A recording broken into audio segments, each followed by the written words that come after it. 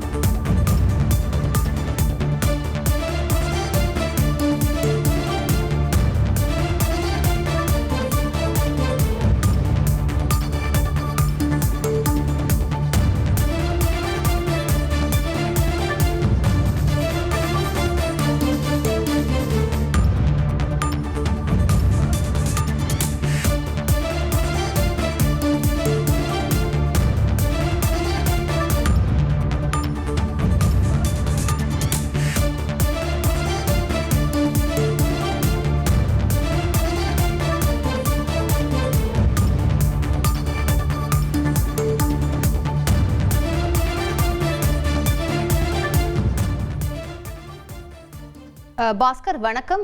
இது தொடர்பாக கூடுதல் விவரங்களை பதிவு பண்ணுங்க. இது வருடம் இதன் மூலம் அரசுக்கு எவ்வளவு ரூபாய் கூடுதலாக செலவாகிறது? அரசு ஊழியர்கள் மற்றும் ஆசிரியர்களுடைய நலன் கருதி விதியின் 110 கீழே தமிழக முதலமைச்சர் 9 அறிவிப்புகளை வெளியிட்டிருக்கிறார். அதுல முதல் அறிவிப்பாக அந்த கோவிட்-19 பெருந்தொற்று காலத்துல சரண்டர் விடுப்பு என்பது நிறுத்தி வைக்கப்பட்டிருந்தது. அது அடுத்த ஆண்டு செயல்படுத்தப்படும் அப்படிங்கிறது தான் அறிவிப்பாக ஏற்கனவே வெளியிடப்பட்டிருந்தது. அதாவது 1-4 ஏப்ரல் அடுத்த மாதம், அடுத்த ஆண்டு அப்படிங்கிற அடிப்படையில் தான் 2026 ஏப்ரல் 1ஆம் தேதி முதல் 15 நாட்கள் வரை சரண் விடுப்பு கொடுத்து அதன் மூலமாக அந்த பலனை பெற்றுக் கொள்ளலாம் என்பது அறிவிப்பாக இருந்தது. ஆனால் அரசு ஊழியர்கள் மற்றும் சங்கங்கள் எல்லாம் கோரிக்கை வைத்திருந்தார்கள். அது இந்த ஆண்டே செயல்படுத்த வேண்டும் அப்படிங்கிற கோரிக்கையை தான் முன்வைத்திருந்தார்கள்.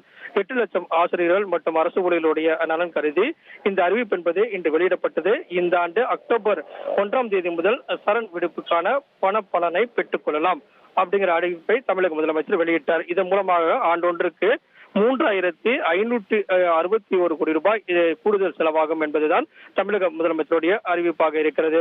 அதே நேரத்தில் 2வது அறிவிப்பாக 2% அகவிலைப்படி உயர்வு என்பது அறிவிக்கப்பட்டிருக்கிறது. ஏற்கனவே மத்திய அரசு ஊழியர்களுக்கு அகவிலைப்படி உயர்வு அறிவிக்கப்பட்டிருந்தது. அதை எதிர்பார்த்து அரசு ஊழியர்கள் காத்திருந்தார்கள். தமிழகத்திலேயும் அரசு ஊழியர்களுக்கான அகவிலைப்படி உயர்வு எப்போது அறிவிக்கப்படும் என்று அறிவிப்பதற்கான எதிர்பார்ப்பு இருந்தது. அதை நலன் கருதி 16 லட்சம் அரசு ஊழியர்கள் மற்றும் ஆசிரியர்கள் ஓய்வூதியதாரர்களுக்கான அறிவிப்பாக 2% அகவிலைப்படி உயர்வு என்பது 1/1/2025 முதல் அகவிலைப்படி உயர்வு 2% கூடுதலாக உயர்த்தி வழங்கப்படும் என்ற அறிவிப்பை தமிழக முதலமைச்சர் வெளியிட்டார். இதன் மூலமாக அரசுக்கு 1252 கோடி ரூபாய் கூடுதல் செலவாகும். அரசு பணியாளர்கள் மற்றும் ஆசிரியர்களுடைய முன்பண தொகை என்பது பண்டிகை காலங்களுக்கான முன்பண தொகை முதலாக 10,000 வழங்கப்பட்டு வந்தது. அது 20,000 உயர்த்தப்பட்டிருக்கிறது. இதன் மூலமாக 8 லட்சம் பேர் பயனடைவார்கள். இதற்காக கூடுதலாக செலவு என்பது அரசுக்கு ஆகும்.